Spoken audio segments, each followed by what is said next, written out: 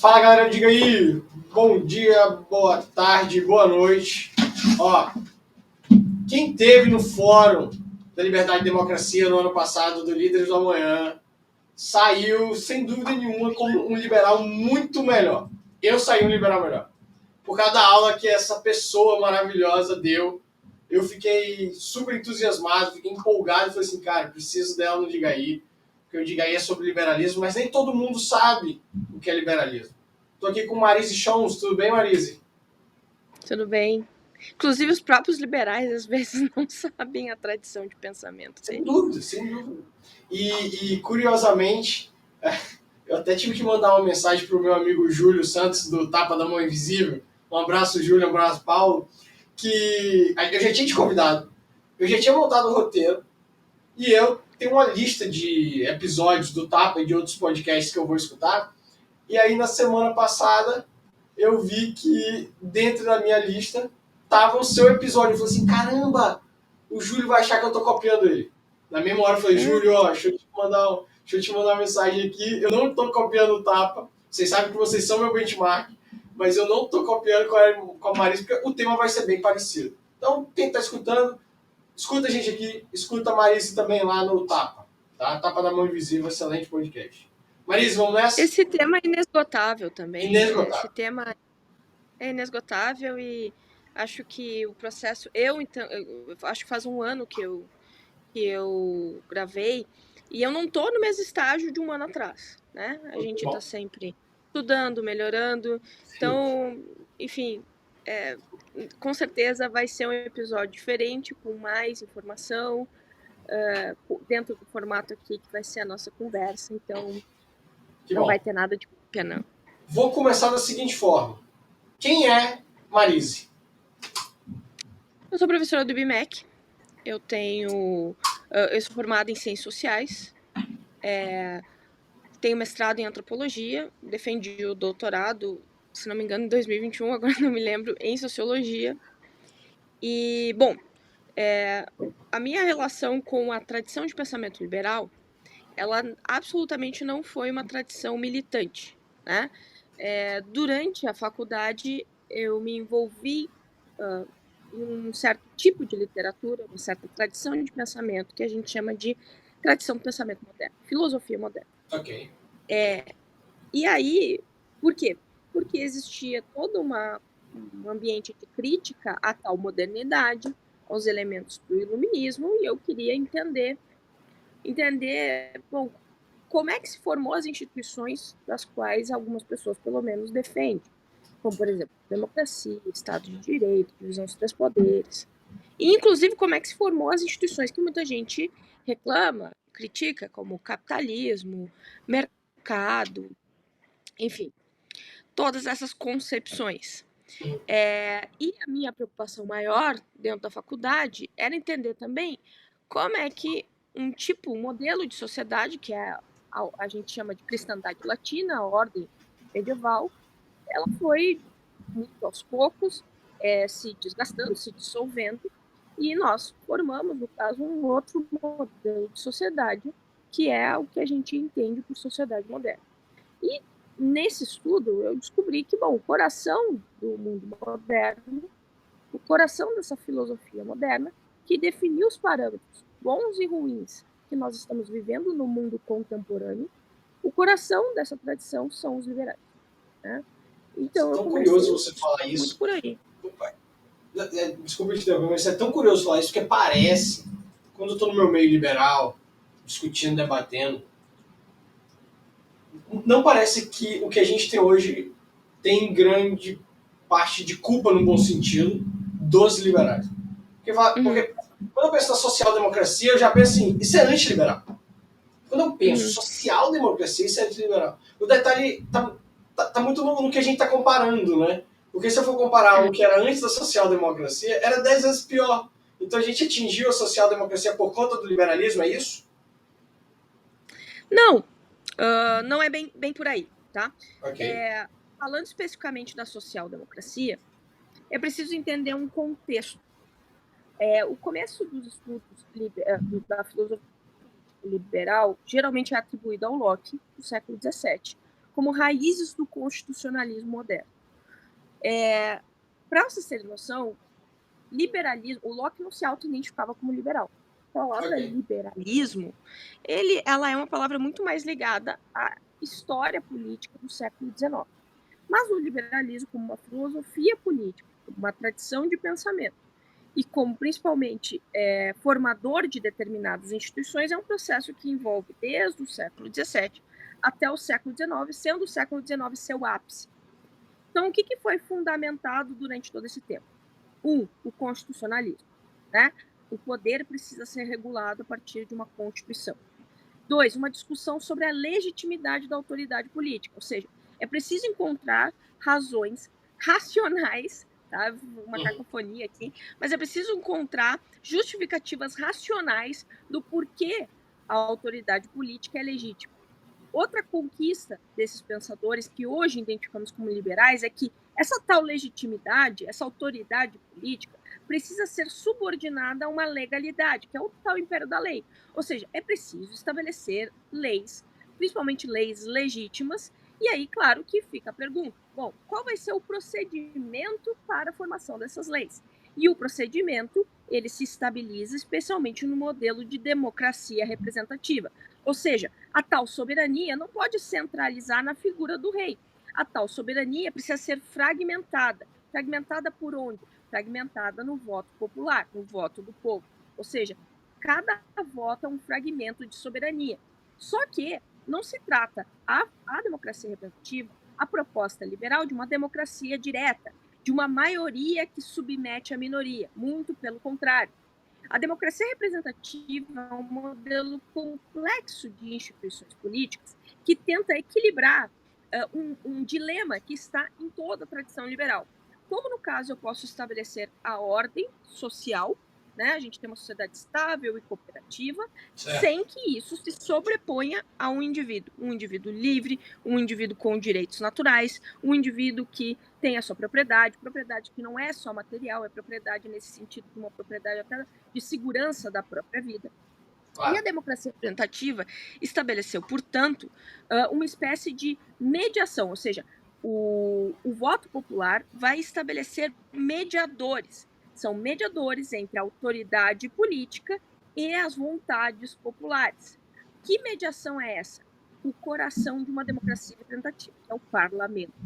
O parlamento, então, considerando que ele está em constante competição, e o parlamento que, então, também se considera que vai estabelecer um poder fragmentado e, por isso, competitivo, vai haver ali uma legitimidade para a formação das leis. Então, essas foram algumas das conquistas liberais. E uma também que é muito importante é como esse império da lei estabeleceu uma sociedade, ou ainda teve uma expectativa de uma sociedade cooperativa comercial, ou seja, uma sociedade de contratos. Isso está tanto na tradição inglesa quanto na tradição francesa e até mesmo na tradição alemã, liberal alemã propriamente, como, por exemplo, o próprio Kant. Kant já considera também, já vê com bons olhos essa sociedade comercial cooperativa. Então, o liberalismo clássico, ele foi responsável e definidor deste modelo específico de Estado democrático representativo. Essa instituição, de uma democracia representativa, ela entrou, digamos, na sua maturidade, ela cresceu em termos de agenda transformadora das relações aristocráticas exatamente no século XIX. Porém, ao final do século XIX e começo do século XX, essas instituições começam a entrar em crise. Que crises são essas? Sugestões, principalmente a Primeira Guerra Mundial, colocou em xeque um suposto questionamento se essa sociedade pós-industrial realmente pode encontrar estabilidade na tal democracia representativa. Se, no caso, as relações de mercado são, de fato, relações que produzem justiça, que estão partindo de um paradigma justo. E desde então, desde o começo do século XX, pelo menos, alternativas ao modelo liberal surgiram. Que alternativas são essas? Uma alternativa que corresponde à tradição marxista, que propõe uma agenda de superação tanto das relações econômicas capitalistas, quanto também das instituições reconhecidas como instituições burguesas. Tá? Então, considerando a partir de uma teoria que essas instituições burguesas são uma espécie de ilusão criada por uma classe dominante a fim de manter uma classe dominada. Esse é uma das vertentes, um dos caminhos possíveis. O outro caminho possível é um caminho óbvio. Bom, o fascismo, que tenta, no caso, o que é o fascismo? Né? Considerando o fascismo, inclusive, como nazismo também dentro desse esquema. O fascismo e o nazismo, eles estão principalmente se contrapondo a ou melhor, estabelecendo uma crítica a um suposto capitalismo imperialista. Ou seja, como no caso, interesses internacionais e capitalistas intervinham nas dinâmicas nacionais. Logo, diferente do socialismo como um projeto que entende o ator político como classe, no caso, o ator político do nazismo, do fascismo, é a nação, o que contrapõe absolutamente o entendimento de ator político dos liberais, que é tanto um indivíduo com direito natural, um indivíduo racional com determinados, de novo, direitos, e também a ideia de cidadão com certas prerrogativas políticas, né? Certas liberdades políticas concedidas dentro desse sistema representativo. E aí, chegando finalmente à social-democracia é uma espécie de síntese entre elementos que são, sim, de origem marxista, porque o ator político, ou melhor, a responsabilidade do Estado na social-democracia não é a garantia dos direitos naturais, dos direitos de propriedade, ou ainda a mobilização dessa democracia representativa, que tem como fundamento a proteção do indivíduo, mas sim a premissa do projeto social-democrata é que o Estado precisa ser responsável pela mediação dos conflitos de classe. Lógico que estamos em um período de conflito, estamos em um período de ascensão, principalmente dos movimentos sindicais, e a social-democracia propõe ser, sim, uma sugestão atenuada das propostas revolucionárias, mas uma certa síntese, como eu falei, tanto dessa ideia de classe, ou seja, de superação ou ainda de mediação dos conflitos de classe, mas incorpora-se na social-democracia devido às experiências totalitárias e até uma certa crítica à experiência ortodoxa soviética de que os elementos de cidadania, vamos dizer assim, as concepções burguesas de cidadania tinham uma certa validade. Então, diante dessa experiência, especialmente europeia, de ascensão dos regimes totalitários, a social-democracia atenua o seu horizonte, o seu objetivo de superação do capitalismo, mesmo que por vias reformistas, e se conforma com a democracia liberal. Porém, tem um preço a ser pago para isso. É preciso atribuir, então, aos trabalhadores uma certa contrapartida por eles terem abandonado os desejos revolucionários. Que contrapartida é essa? O bem-estar.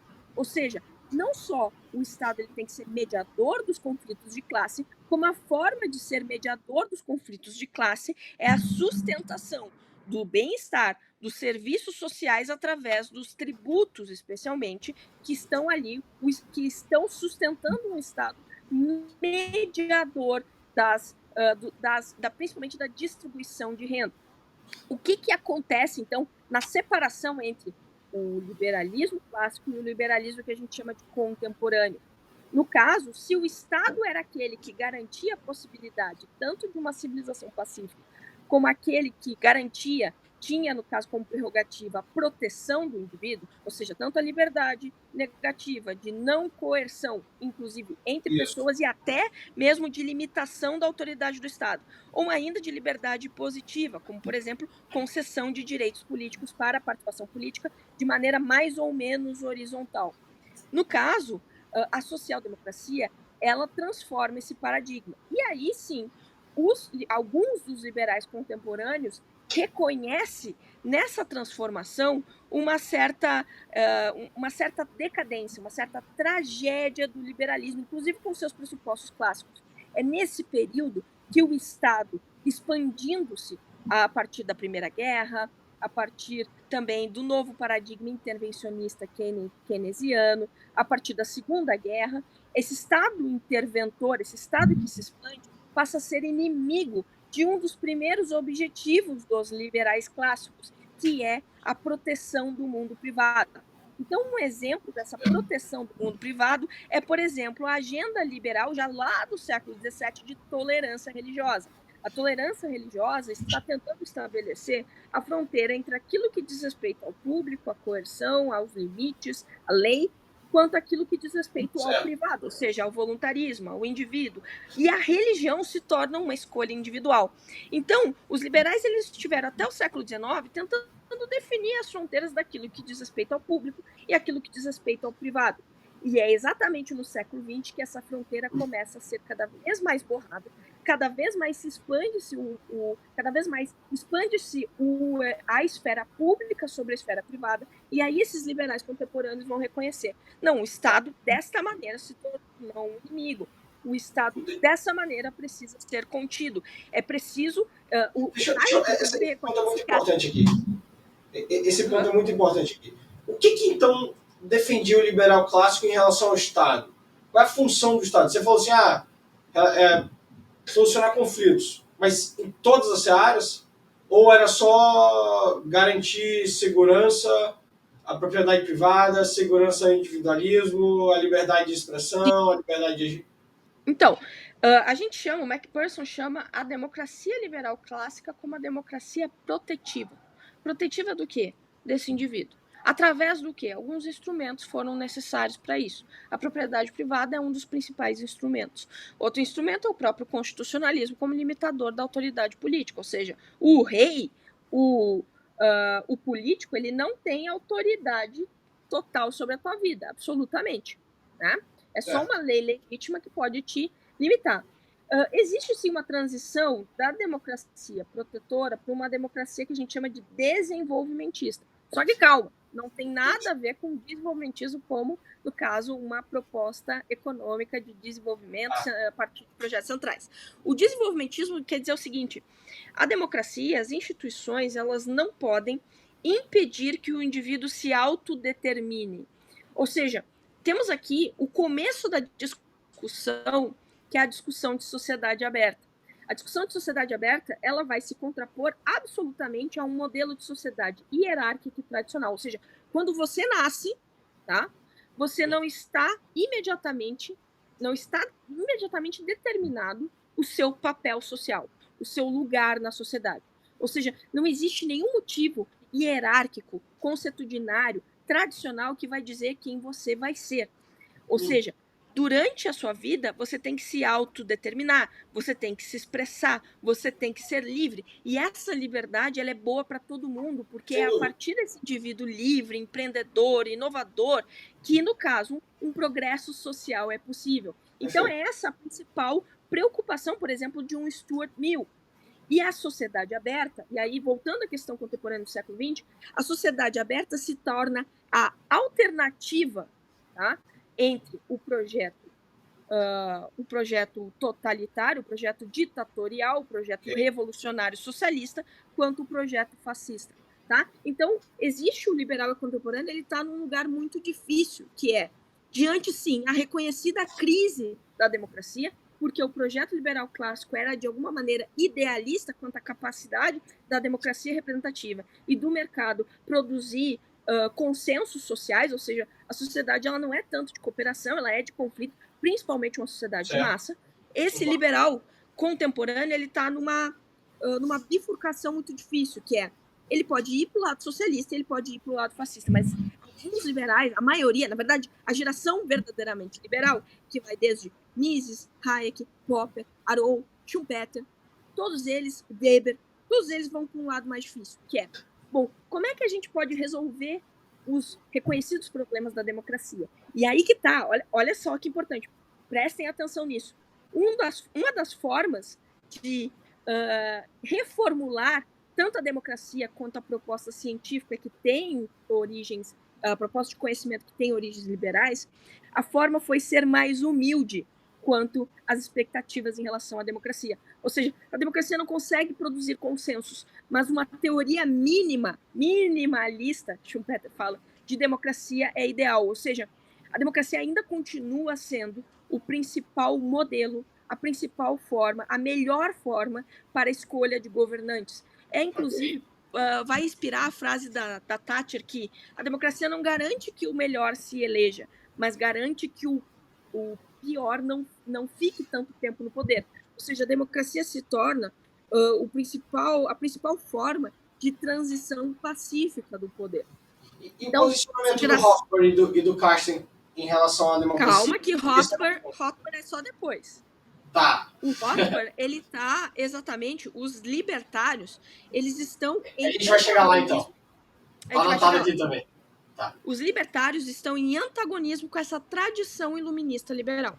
Então, por exemplo, Hayek, Weber, Tibet, de novo, Aron, até o Mises, apesar do Mises já estabelecer algumas críticas ao contratualismo, eles veem valor no tal iluminismo, e aí eu preciso que vocês não partam do conceito de iluminismo que está sendo difundido especialmente por grupos conservadores, católicos, olavistas, tá? O iluminismo, entendo o iluminismo como modernidade, depois a gente entra especificamente nesse ponto, mas o caso, um Hayek da vida no caminho da servidão, ele está dizendo assim, bom, existe sugestões horríveis de democracia, mas existe um caminho, voltando à social-democracia, que parece bem intencionado, mas vai nos levar ao caminho da servidão, que é a social-democracia.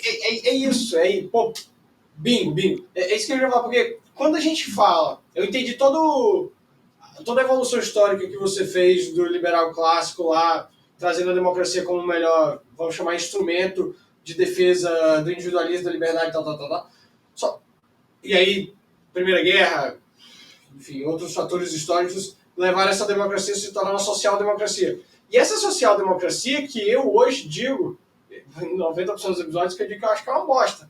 Desculpa o termo aqui, mas não diga aí, a gente acaba até extrapolando um pouco. Mas quando eu falo uma bosta, é exatamente porque se torna aquele Estado ultra inchado, em que você não apenas tem garantia aquela segurança, aquela propriedade, a liberdade do indivíduo, etc., e você passa a ser garantista, passa a ser assistencialista, exatamente sobre enfim, a expoliação, a exploração do indivíduo. E aí eu estava com um bug muito grande aqui quando ele estava assim, a social-democracia é defendida pelos liberais. Isso me causa um bug muito grande. Isso me causa. Não, a social-democracia não é definida.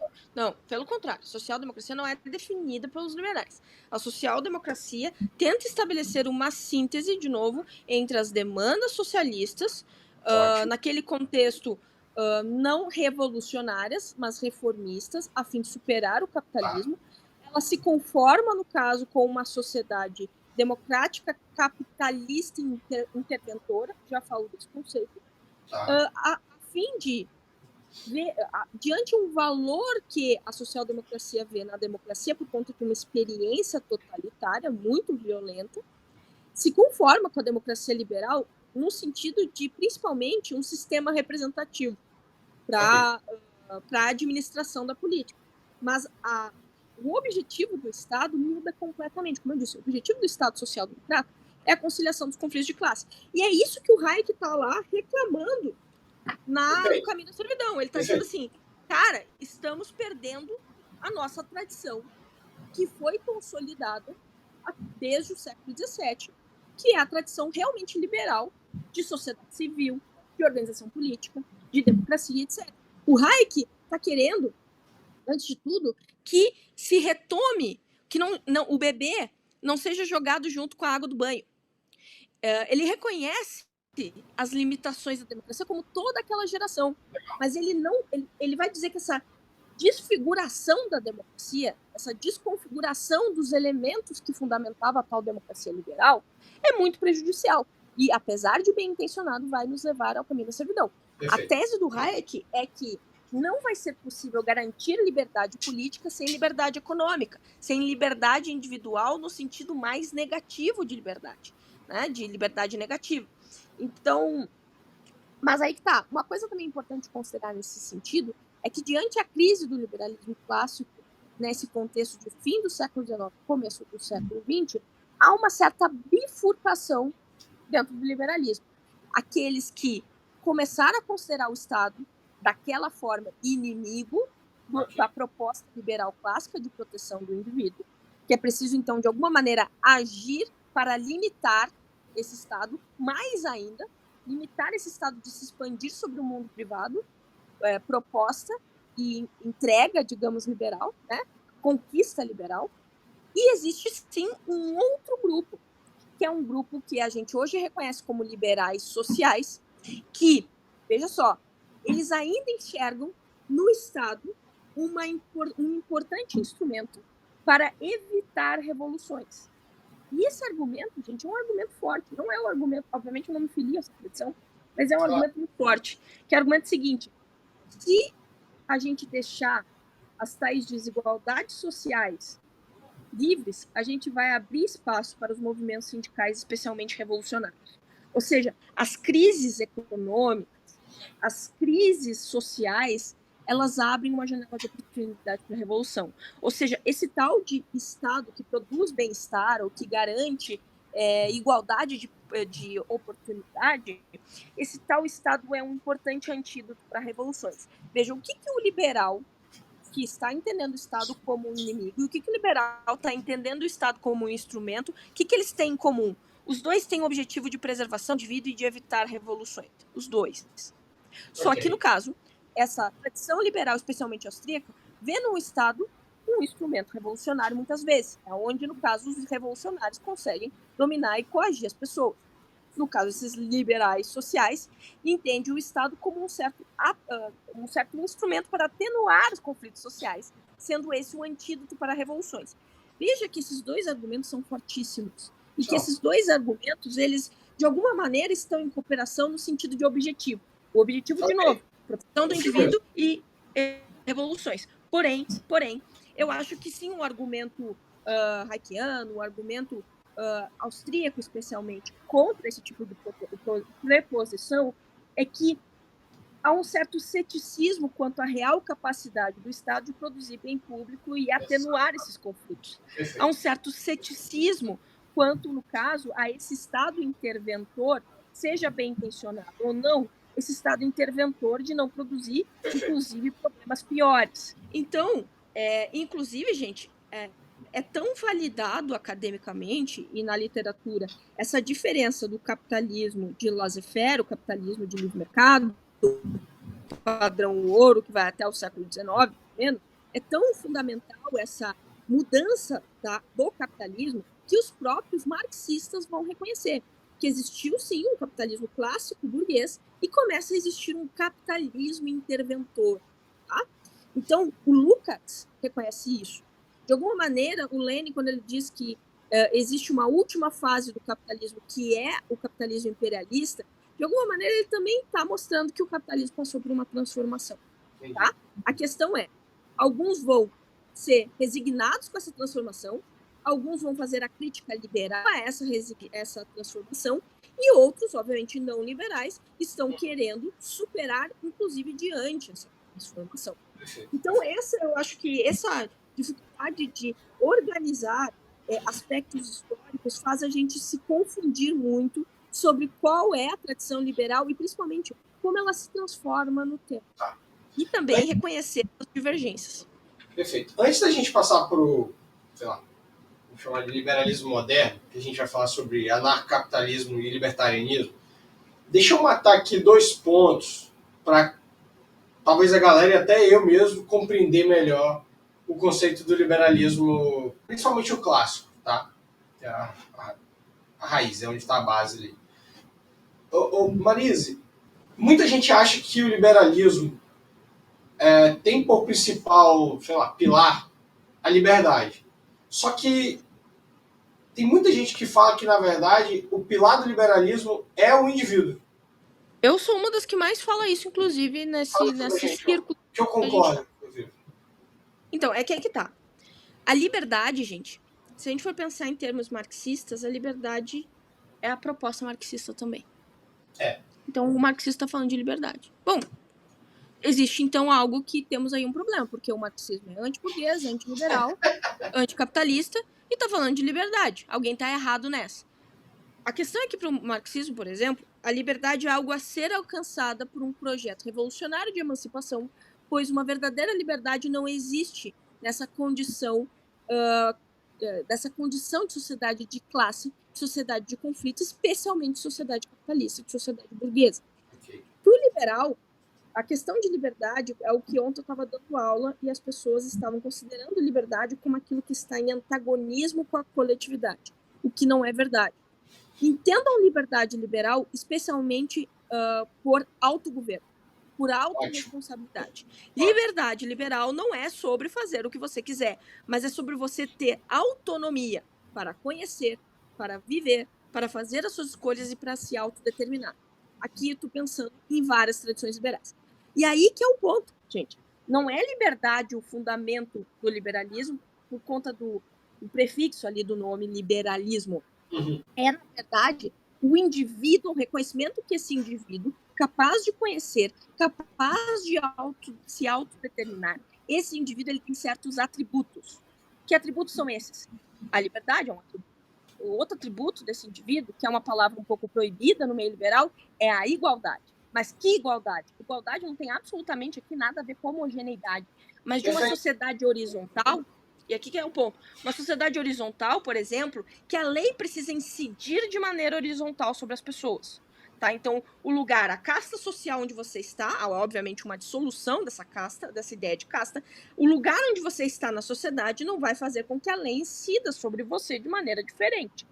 Claro que, ao falar isso, gente, eu estou falando de um projeto ideal, um horizonte onde os liberais clássicos estavam apontando. Se isso foi uma promessa entregue por esse modelo liberal clássico, com certeza não foi. Né? Então, a gente tem, por exemplo, ainda permanece relações patrimonialistas, ainda permanece várias injustiças produzidas mesmo em um ambiente democrático. Então, não estou aqui dizendo que isso aconteceu. Estou dizendo que a proposta liberal clássica é essa. E a proposta liberal contemporânea também é essa. Um indivíduo que esteja em uma condição de horizontalidade na sociedade. Porém, no caso, os instrumentos, os meios para fazer isso são considerados diferentes. Porque, diante da expansão do Estado, como eu falei, o meio não vai poder ser o próprio Estado. O meio vai ser exatamente numa retomada do tal mundo privado. Tá. Segundo ponto agora, ótimo, ficou super claro. Partindo do pressuposto que o liberalismo é sobre o indivíduo, o liberalismo tem algumas instituições. Eu já vi gente usando esse termo. A liberdade é uma instituição do indivíduo. É um atributo, eu acho. Mas um atributo. Tudo bem, vamos usar o atributo. Outros atributos são, por exemplo, a propriedade. Para o liberalismo, o que é mais relevante, se é que eu posso fazer essa pergunta, tá, Marisa? A liberdade ou a propriedade? Por que eu estou te falando isso? Porque tem gente que fala que se você não tiver a propriedade privada, você nunca vai poder exercer plenamente sua liberdade. Uhum. Qual é o principal atributo, ou instituição, ou que seja? Eu vejo a liberdade, gente, é que assim, tem duas formas de justificar a liberdade. A propriedade. Uma é a propriedade como instrumento. Um instrumento capaz de produzir uma sociedade de novo cooperativa, de contratos, comercial, em relação, pacífica. Tá? A liberdade é um certo modelo, especialmente ligado à história inglesa, que, bom, determinou, foi um parâmetro para esse tipo de entendimento de como é que devem ser as instituições políticas para serem legítimas e serem justas, de alguma maneira. No caso, existe uma outra forma de argumentar sobre a propriedade, que é o argumento principalmente de direito natural. Tá? Então, a propriedade seria um direito natural do indivíduo. E aí, propriedade se confunde muito com liberdade. Né? Sendo o indivíduo livre, a propriedade acaba também sendo um direito natural. Ou seja, o que é a propriedade para os liberais no geral? Sendo um instrumento ou um direito natural? A propriedade é aquilo que é capaz de estabelecer uma limitação entre eu e o outro. Então, é uma possibilidade de limitação da coerção, seja do meu vizinho, seja inclusive do próprio Estado. Então, de novo, a propriedade tem seu sentido positivado, que é a lei.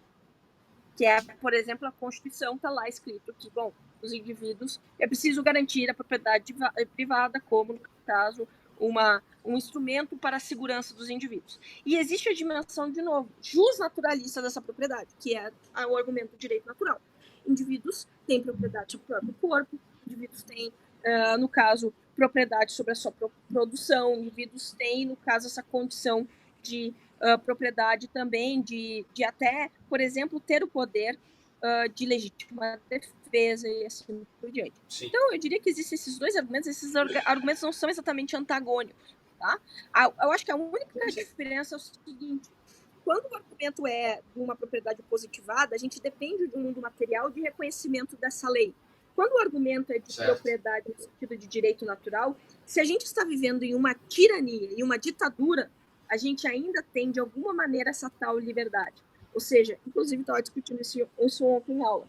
A liberdade dos liberais não está imediatamente associada às condições materiais e à felicidade do indivíduo. A liberdade é muito mais uma condição humana que nos torna capazes de escolher diante de qualquer circunstância. Ou seja, imagine você num campo de concentração. Imagine você, sei lá, com 30, 40, 50 quilos a menos do que seu peso ideal. Você sem comer, você sem roupa, passando frio. Ainda assim, o liberal ele vai considerar que você é livre, inclusive nessa circunstância, porque você tem uma liberdade, especialmente de consciência, e uma capacidade, mesmo de maneira muito limitada, por exemplo, escolher, inclusive, moralmente. Então, por exemplo, o que teorias não liberais, especialmente deterministas, entendiam que se você colocasse o homem nessa condição, o que aconteceria? O homem se tornaria quase animalesco. O homem estaria, então, numa condição de busca pela sobrevivência totalmente amoral. Não é que os liberais não vão desconsiderar que isso seja possível, mas os liberais vão considerar que esse indivíduo com consciência é capaz, inclusive, de escolher moralmente diante as circunstâncias mais terríveis e violentas possíveis. Ou seja, a liberdade é uma condição natural desde já, independente se eu estou numa condição de prosperidade ou não. E aqui é uma concepção completamente diferente, inclusive, de individualismo. Se a gente for olhar para Hannah Arendt, ela vai dizer que é exatamente quando o indivíduo abre mão da sua individualidade que ele não consegue mais agir moralmente. Ou seja, o que depende para existir regimes totalitários? A atomização do indivíduo. Indivíduos se tornam praticamente zumbis. Não é essa a ideia de que não é exatamente assim, Hannah. Mas indivíduos, então, se tornam incapazes de agir moralmente. Ou seja, quais são os indivíduos que foram capazes de escolher apesar das circunstâncias? Exemplo, naquele contexto, indivíduos alemães que protegiam, que estavam ali tentando esconder judeus dos seus porões. Ou seja, diante de todas as circunstâncias, teve pessoas que se atomizaram naquele contexto e teve pessoas que continuaram escolhendo moralmente. Claro que isso tem uma raiz, especialmente cristã. E isso também, desculpa ser longa aqui, mas isso também contrapõe uma narrativa, detesto essa palavra que ela ficou cafona, mas uma narrativa que tem sido difundida nas redes sociais que o liberalismo seria anticristão. O coração liberal é um coração extremamente moral. O coração liberal, eu não estou falando em termos emocionais, mas estou falando em termos de reconhecimento que a religião, que a moral e até o entendimento de Deus, ele tem o seu papel na sociedade.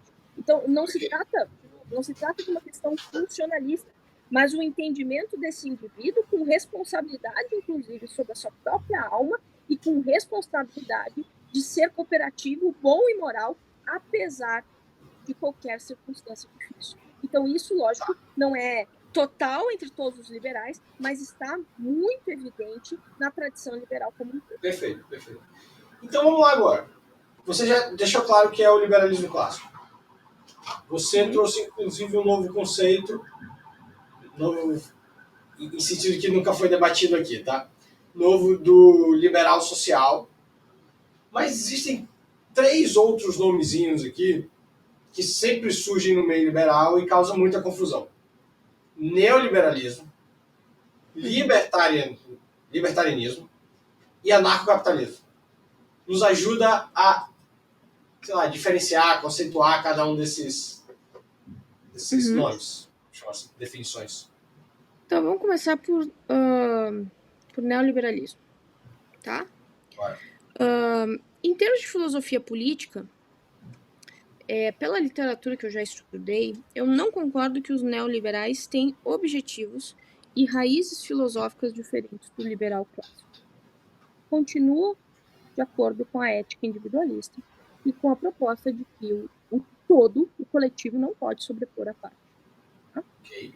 Continua com os mesmos critérios de autorresponsabilidade do indivíduo diante da vida e com os mesmos critérios de uma sociedade tolerante, de uma sociedade aberta, por isso plural, em que ela precisa se acomodar numa possibilidade de pacificação, se acomodar diante dessa heterogeneidade, se tolerar diante dessa heterogeneidade, e inclusive as instituições políticas não podem impedir que esses indivíduos se determinem nessa sociedade aberta. Pois bem, o que muda o neoliberalismo em relação ao liberalismo clássico? A agenda política. E aqui eu preciso que vocês entendam. Visualizem uma pirâmide.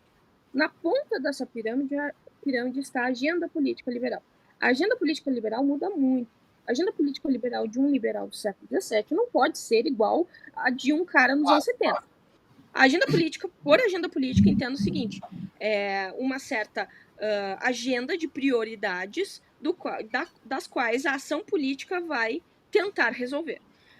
Abaixo dessa agenda política, nós temos a ideologia, como um certo programa de ideias que orientam a ação política.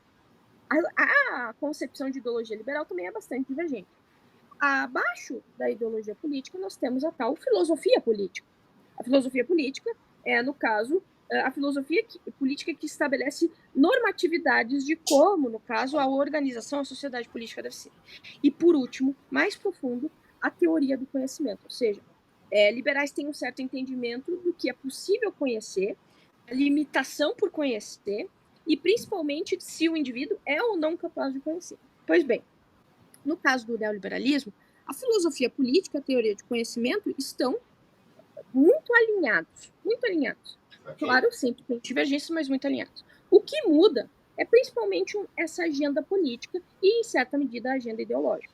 Ou seja, entendo a definição realista de neoliberalismo. Neoliberalismo é uma agenda política dos anos 70, diante a crise do welfare, a crise do Estado Social Democrático, especialmente a crise econômica desse Estado Social, em um contexto internacional de choque de petróleo. Então, o neoliberalismo é uma agenda política, de viabilização fiscal desse Estado social democrático.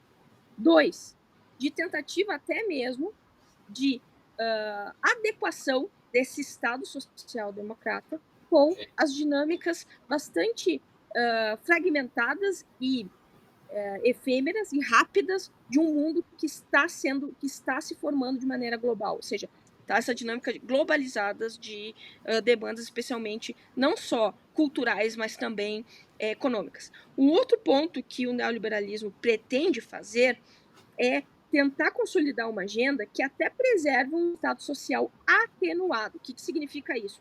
Quando um político liberal, inclusive hoje, diz que o Estado tem que se preocupar com saúde, educação e segurança.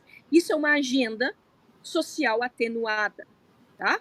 Ou seja, eu até entendo o Estado como responsável por algumas agendas, mas não sobre todas as agendas. Não sobre as agendas dos desejos íntimos dos indivíduos. Até porque isso não tem viabilidade material, fiscal e econômica para tal. E aí, o quarto ponto, que é o mais importante. No caso, a crítica neoliberal, ou ainda liberal, contemporânea, de que o Estado social, da maneira que está colocado, ele prejudica, ele limita o progresso material, econômico e social social de um país, de um Estado. Então, o neoliberalismo, de novo, é uma agenda política específica dos anos 90 em crítica e contraposição e reforma do paradigma estabelecido pós-Segunda Guerra, pós-45, que é a do tal Estado Social e do capitalismo em que entrou. Então, a proposta neoliberal é essa. Apesar das pessoas se debaterem que esse neoliberalismo é um espantalho, gente, é um espantalho, sim, se tornou uma certa palavra maldita, se tornou uma acusação política, mas não precisa ser. Na literatura, existem literaturas, absolutamente seguras, que estão, no caso, identificando nesse neoliberalismo uma agenda legítima dos anos 70, que não está em oposição, em antagonismo com os preceitos filosóficos e o que a gente chama de epistemológicos, eu sei que essa palavra é difícil, do liberalismo clássico, dessa tradição liberal ocidental como um todo. Ok. O libertarianismo, aqui eu peço licença poética, porque obviamente não sou especialista em libertarianismo, mas por libertarianismo entenda uma agenda não só política, mas uma agenda intelectual de pesquisa muito vinculada especialmente ao ambiente político e intelectual dos Estados Unidos, Certo. que tem como uma das formas mais fundamentais de crítica e contraposição ao liberalismo clássico, que é a revisão do paradigma contratualista. E isso, claro, o Mises, apesar de não ser libertário, a perspectiva do Mises de história do Estado abre essa janela de oportunidade desse tipo de crítica. Ou seja, o contratualismo entende, é muito representado na seguinte frase do Locke: onde não há lei, não há sociedade. Ou seja, a civilização, a sociedade pacífica, ela é fundada a partir da lei legítima, da lei limitada, da lei racional, a partir da lei. Ou seja, é o Estado que cria a civilização nessa concepção contratualista. Existe um Estado natural, que é a nossa condição natural, extremamente livre, mas extremamente lenta, e existe a fundação de um Estado civil, que é um Estado civilizado, que é um Estado com certas regras, mesmo que essas regras não possam, de novo, se sobrepor coletivamente, completamente ao indivíduo. Tá? No caso do Mises e dos libertários, eles vão dizer o seguinte: não faz sentido a tese contratualista. Por quê? Se o Estado, para existir, precisa, para a estabilização das fronteiras, exércitos permanentes, quer dizer que o Estado precisa de tributo. E se ele precisa de tributo, é porque ele precisa, no caso, de uma cooperação econômica que já pré-existe antes dele. Ou seja, não é o Estado que funda a civilização. Existe uma civilização, uma cooperação econômica, que é, de alguma maneira, dominada por este projeto político chamado Estado. E isso, de novo, é um argumento extremamente interessante, que não é que invalida, mas coloca um questionamento inevitável a essa história do Estado que está pressupondo um processo civilizador a partir do Estado. Os libertários, eles estão indo por esse caminho. Eles reconhecem o Estado muito mais do que um inimigo, mas eles absorvem, olha só, eles absorvem uma agenda de superação do Estado. Uma agenda de superação do Estado, gente, que assim, não quero ofender ninguém, mas estava no projeto marxista. O Marx não quer Estado, o Marx quer a superação do Estado. Só que a superação desse Estado só vai acontecer com a superação do capitalismo, porque, no caso, são as condições econômicas que determinam as condições institucionais e ideológicas, ou seja, são as condições econômicas que são capazes de superar esse tal de Estado burguês. No caso, os libertários, inclusive tem uma postagem no meu Facebook, não, no meu Instagram, que eu estou falando sobre o que Hope e Marx estão em uma certa sinergia. Existe nos dois uma agenda de superação do Estado. Existe nos dois uma agenda de superação do Estado. Mas os motivos são muito diferentes. No caso dos motivos libertários, são motivos de uma radicalização do individualismo, inclusive submetida a uma moral e a um projeto ético extremamente rigoroso. Tá? Então, para os libertários, não existe justificativa racional e moral que pode, por exemplo, conceder a uma instituição como o Estado, conceder a essa instituição a capacidade, a prerrogativa ética para a coerção. Então, enquanto o Locke está dizendo assim, sim, ele reconhece que no Estado Civil a gente abre mão um pouco da nossa liberdade, mas ganha algo em troca, que é a ordem, tá? Que é a pacificação, os libertários vão dizer que não só isso não é possível, como não existe justificativa moral e racional que possa justificar a coerção. Então, para mim, eu vejo o libertarianismo muito como uma agenda intelectual de crítica ao liberalismo clássico, mas de radicalização de alguns preceitos que já estão no liberalismo clássico. Radicalização do individualismo, um fortalecimento do argumento natural, de direito natural da propriedade. Então, já que a gente já falou disso, no caso, a propriedade não é exatamente um instrumento positivo. Porque se ela é um instrumento positivo, ela precisa de um Estado legitimando esse instrumento positivo. A liberdade é um direito natural. A propriedade é um direito natural. E o anarco, então, qual é a diferença então do anarco para o libertário? Oi? Pode falar. A diferença do anarcocapitalismo para o libertarianista. É porque esse conceito que você traçou, eu até falei Rothbard lá atrás, mas na verdade era o Hope, você corrigiu bem, porque eu li o Hope, Democracia ou Deus que Falhou, depois que eu li uma obra fininha do Castro, que é o Além da Democracia. E a partir dessa obra eu passei a identificar o libertário como dois. O libertário minarquista, que até aceitaria um Estado exclusivo para a segurança, tratando a propriedade e a liberdade como direitos naturais, né? E o anarcocapitalista, que seria talvez mais próximo dessa radicalização que você falou, do indivíduo afastar a teoria contratualista e é 100% relacionado a atuações privadas e tal. O que eu consideraria é o seguinte: o libertarianismo e o anarcocapitalismo, assim como o suposto neoliberalismo e o liberalismo clássico, eles estão em convergência, especialmente das premissas filosóficas. Tá? Não vejo como distinto as premissas filosóficas. A agenda do anarcocapitalista está, sim, em relação a uma superação do Estado. Tá? E a agenda libertária, ela não necessariamente não vai apontar para a superação do Estado.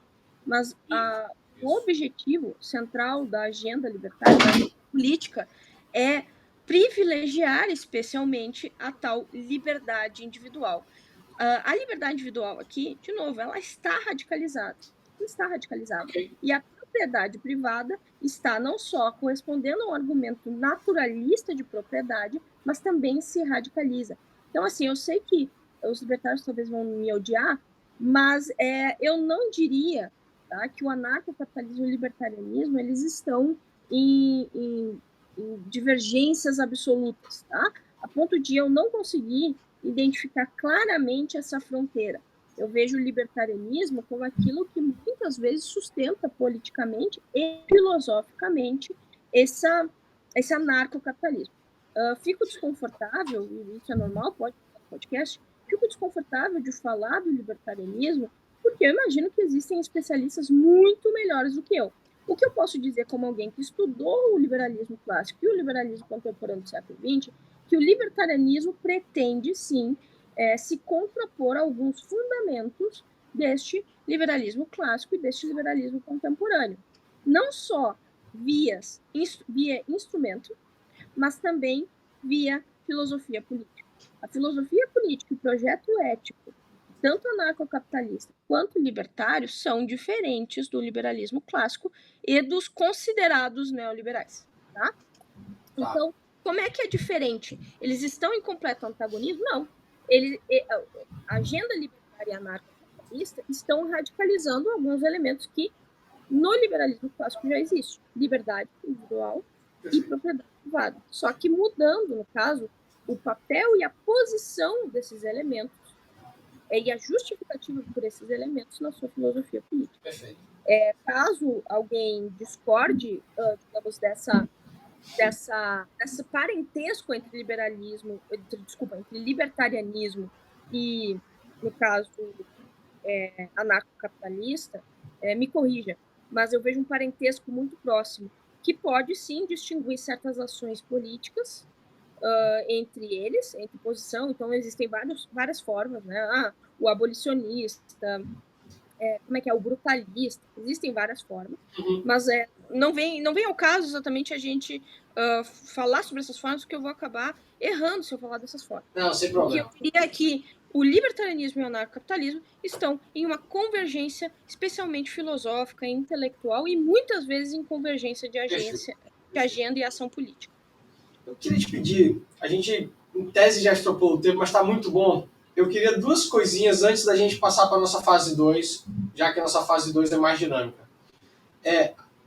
A primeira coisa, eu queria que você fizesse bem resumido para a gente aquele conceito que você falou mais de uma vez de lei negativa. Imagino eu que esteja muito ligado, inclusive, à própria teoria do Bastiat. Sim? Uhum. Sim, perfeito. Então tá, você fala dela. Teoria de liberdade positiva e liberdade negativa é algo muito relacionado a um geral que é pouco lido hoje no Brasil, que é o Isaiah Berlin. Tá? Então, ele vai fazer essa distinção e vai dizer, há uma bifurcação na tradição liberal entre aqueles que privilegiam a liberdade positiva e aqueles que privilegiam a liberdade negativa. Mas pode continuar a tua pergunta, por favor. Não, então, aí está ligado ao próprio conceito, imagino eu, de legislação negativa, que é o que o Bastiat fazia, desculpa. Aí, enfim, eu queria que você conceituasse isso. E para a gente terminar a nossa fase 1, do mesmo jeito que a gente diferenciou libertarianismo, neoliberalismo, liberalismo clássico, anarco, se você pudesse, de forma pincelada, diferenciar socialismo, comunismo, fascismo, nazismo, todos você riu. Para quem estava só ouvindo a gente, a Marise riu. Por quê? Vai ficar muito grande? Não. Eu vou, é porque são todos... poética para simplificações, né? Perfeito. Porque, se eu não me engano, Hayek colocava todos eles dentro do coletivismo, né? E depois faria essa diferenciação. Enfim, eram essas duas coisas que eu queria pedir antes da gente ir para a parte 2. Tá, o coletivo... Gente, eu não gosto desse conceito coletivismo porque ele induz ao erro, tá? Quando a gente antagoniza individualismo e coletivismo, a gente está dizendo assim, o indivíduo ele não está inserido na coletividade, e que não é verdade. O mercado é uma sociedade de cooperação coletiva, então absolutamente isso não é verdade. Então eu acho que ele induz ao erro. Não é que ele está errado, mas ele induz ao erro. Eu prefiro a palavra chamada holismo, em que Como o falhou todo aqui sobrepõe a parte. Repete. Holismo, com H. Holismo. Em que o todo sobrepõe a parte. Prefiro a palavra holismo. Principalmente que o holismo define, inclusive, sociedades não ocidentais. Pois bem, no caso, eu concordo com ele que a perspectiva de sociedade socialista, comunista, fascista e nazista é, de fato, holista. Ou seja, a prioridade na configuração de organização dessa sociedade é que o todo sobrepõe a parte. Também considero que todas elas estão tecendo críticas e buscando formas de superação dos preceitos liberais de sociedade, dos preceitos burgueses de sociedade, tá? Falando aqui de maneira não exatamente jocosa, eu acho que desse conceito burguês ele é interessante para entender principalmente essas perspectivas críticas. No caso, eles não têm semelhança em relação à agenda econômica, tá? Enquanto o socialismo e o comunismo pretendem sim ser uma agenda de superação do capitalismo, o nazismo e o fascismo estão propondo um capitalismo monopolista, tá? Como forma de contraposição ao tal do imperialismo. Assim como a contraposição ao tal imperialismo para os socialistas e comunistas é, no caso, um processo revolucionário. Porém, quais são as controvérsias nesse sentido? Alguns socialistas, especialmente do Ocidente, ao enxergar a consolidação da política de Estado soviética, especialmente stalinista, identifica no Stalin uma suposta divergência da promessa de superação do Estado burguês no momento em que uma classe burocrática emerge sobre os cidadãos não, mas desculpa, sobre os trabalhadores.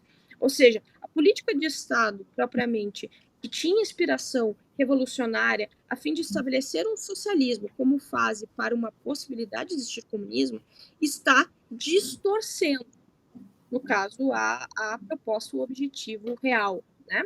Então, claro que a gente aqui pode ser também levado ao erro de que, bom, Stalin não foi um socialista de verdade. Foi, digamos assim, um projeto empírico no mundo material, cheio de contradições, que contradiz a teoria, mas a teoria não determina a realidade. A realidade é essa, tem inspiração socialista. Outro ponto aqui, falando aqui do espectro da esquerda, é que socialismo hoje parece um comunismo light. Parece que é uma agenda democrática, supostamente, dentro da perspectiva marxista. Socialismo, pelo menos por Marx, é uma fase posterior ao capitalismo. a fase em que ele fala, por exemplo, de ditadura do proletariado. A ditadura do proletariado só pode ser entendida nessa relação que o Marx estabelece entre super e infraestrutura, ou seja, é as relações econômicas que determinam as instituições. No momento em que o capitalismo é superado, você concorda que as configurações econômicas, de relações econômicas, mudaram. E ao mudar, o que o Marx pressupõe? O que o Marx acaba concluindo? De que, obviamente, as instituições também vão se alterar. No caso, o marxismo entende que os interesses dos trabalhadores, os interesses do proletário estão em sinergia. E aqui tem o papel do Lenin nesse sentido. A Revolução Socialista, ao estabelecer um Estado socialista, está automaticamente em cooperação e convergência com os interesses dos trabalhadores. Tá? Então, aquilo que justifica um Estado de partido único matar um indivíduo divergente é que o indivíduo divergente estaria, por exemplo, indo contra os interesses dos trabalhadores. Veja, aqui é um ótimo exemplo em que o todo se sobrepõe à parte. A dissidência precisa ser morta para consolidação da coerção social. O comunismo, no caso, seria uma fase posterior ao socialismo. Eu prefiro essa argumentação ortodoxa do Marx, porque ela é menos confusa para entender as dinâmicas partidárias posteriores. Então, o comunismo ele é o objetivo final do processo revolucionário, onde você aniquila a sociedade de classe por ter aniquilado especialmente a propriedade. Quem quiser saber mais o papel da propriedade dentro da tradição marxista, tem que ir nessa aula em Vitória que eu vou fazer agora no sábado. Tá? Eu vou explicar a diferença da tradição e da teoria de propriedade para o Marx e para os liberais. Então, aqui não vem ao caso. No caso do fascismo, gente, eu sei que há muitas discussões se o fascismo é socialista e por isso de esquerda. Sim, o fascismo, considerando aqui o nazismo, tem muita inspiração na perspectiva socialista, tanto revolucionária, quanto também de proposição de crítica à tal democracia liberal. Absolutamente.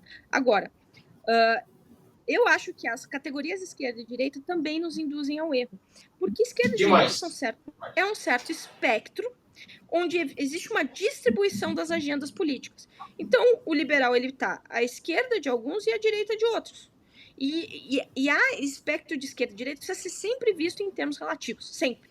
Então, assim, no caso da proposta socialista, se a gente for olhar historiograficamente, a gente entende o fascismo como uma modernização de, até então, uma direita que tinha preceitos conservadores e liberais. Uma modernização, principalmente uma modernização populista, em que você está, a partir de propagandas de massa, promovendo uma espécie de figura carismática, um líder forte, jovem, o que exatamente colocava em oposição a, por exemplo, pensem num Churchill e pensem num Mussolini. Falando jovem, mostrando uma certa força, promovendo aqui uma esperança em uma época de desordem por ordem. Ou seja, você abre mão da sua liberdade a fim de uma reforma da ordem social para um futuro glorioso. Outro ponto aqui do fascismo também é que há sim uma certa tentativa de síntese do fascismo, dos objetivos revolucionários que estão ali no socialismo e no comunismo, mas esses objetivos revolucionários eles estão partindo de outros termos, ou não exatamente de outra tradição intelectual, mas eles não estão imediatamente associados à tradição intelectual marxista.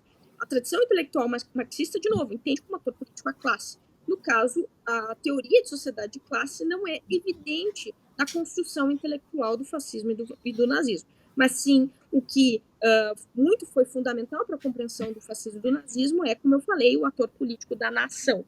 Então, eu diria que sim, nazismo e fascismo têm inspiração socialista. Tem, de fato. Boa. Mas no espectro político, não necessariamente eles vão estar à esquerda. Até porque a gente não pode dizer quem está mais à esquerda. Seria os socialistas leninistas, né, os revolucionários leninistas, ou o fascismo. Então, o que justifica também a gente dizer que talvez sim exista uma teoria da ferradura que faça sentido de acordo com essas experiências empíricas. Muito bom. Ou seja, existe uma aproximação dos extremos políticos. Tá? Claro que é uma proposta, uma tese, uma teoria. Não estou dizendo que isso é uma completa verdade. Então, só para retomar, de novo, o nazismo e o fascismo têm uma perspectiva econômica de capitalismo monopolista e interventor. O ator político do nazismo e do fascismo é a nação. Existe na proposta do fascismo e do nazismo uma síntese de uma proposta revolucionária que é socialista, mas essa proposta revolucionária não parte dos princípios marxistas, porque não entende a sociedade exatamente como uma luta a partir da luta de classe. Entende a sociedade numa convergência nacional e uma luta no âmbito internacional com os países imperialistas, e por isso capitalistas liberais. Tá? E o último ponto também do nazismo é que o nazismo ele está muito associado não só ao ambiente de sociedade de massa, mas da publicidade de massa, por isso da emergência de líderes populistas e carismáticos. Então é isso. Eles têm convergência, mas eles têm várias divergências. Por isso, eu acho que o mais preciso é a gente entender, a partir da perspectiva especialmente da Hannah Arendt, que está sendo desconstruída e atacada, especialmente por esse pessoal de internet, que é importante entender que a proposta fascista é antagonista à proposta liberal. A proposta totalitária, sendo ali fascismo e socialismo, é antagonista à proposta liberal. Ou seja, a narrativa da esquerda de que o liberalismo vai nos levar ao fascismo é extremamente falaciosa. Não, sem dúvida. Sem dúvida. Muito bom, muito bom. Marise, bem rápido aqui agora, nossa fase 2. Antes disso, agradecer ao nosso parceiro Apex Partners, que fica aí nos ajudando, não só com esse estúdio, mas em toda a disseminação do Diga Aí, do seu conteúdo. Tá? Vamos lá, aqui agora, Marise, é só indicar, a gente não precisa justificar, entrar no debate, explicar porquê nem nada, é só indicar mesmo. Marise, um livro. A História Perdida do liberalismo. Boa. Nunca foi indicado. Bom. Um filme ou uma série? Não assisto filme nem série. Ok, pula. Um autor? Um autor? Um autor. Max Weber. Max Weber. Algum político que admira? Algum político que? Que você admira? Morto ou vivo? Tanto faz. Eu acho que a Thatcher é realmente uma figura essencial, principalmente porque ela... Desculpa eu ter que justificar isso, mas principalmente porque ela submeteu as agendas de esquerda do Oriente e do Ocidente ao seu projeto político, que é assim, liberal. Legal, legal. Mises ou Hayek?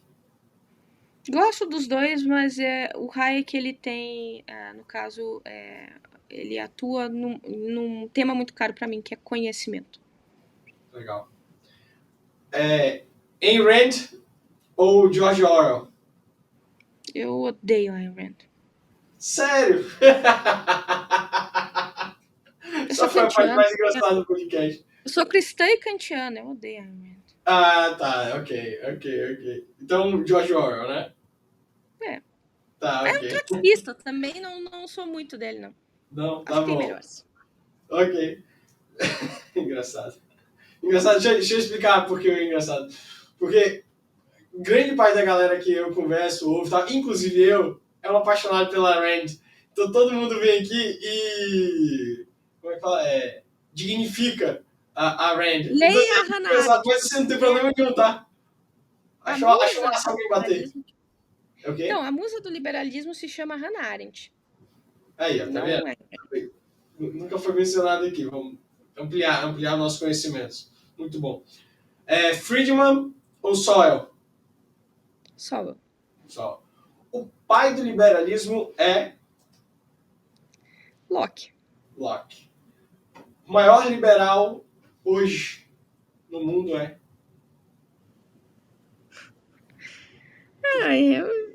Assim, como figura intelectual, eu diria que todos estão mortos. Ok, justo. Últimas duas.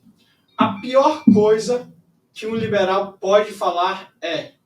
A pior coisa que um liberal pode falar é as duas frases extremamente cafonas. 1.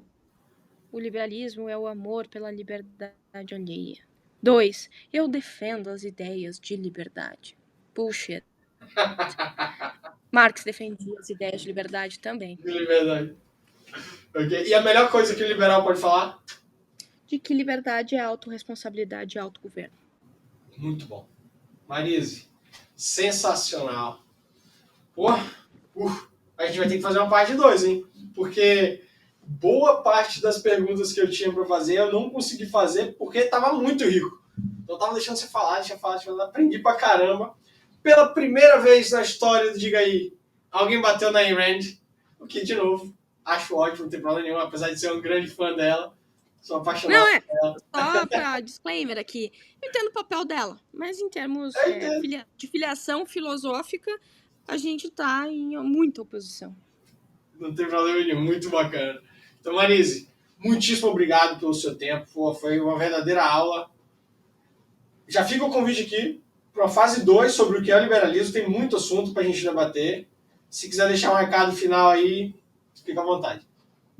Pessoal, eu tenho um seminário chamado História do Pensamento Liberal e o História do Pensamento Liberal vai para o 3º módulo.